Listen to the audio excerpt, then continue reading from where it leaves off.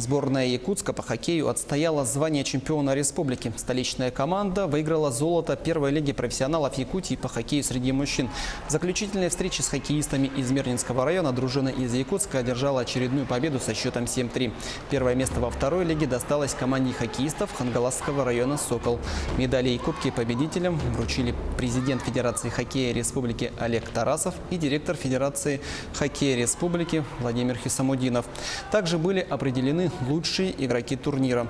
Так, лучшим нападающим в команде Якутск признан Ярослав Васильев. А специальный приз «Нож ручной работы», выполненный из элементов шайбы, получил Михаил Тумегин как лучший ассистент.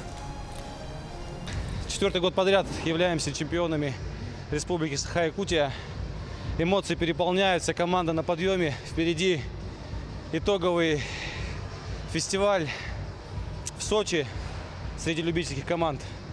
Среди всех команд, которые здесь выступали, игроки будут играть в сборной республики за команду Якутскэнерго. Будем защищать честь Республики Саха-Якутия уже на уровне России. Это в мае в Сочи.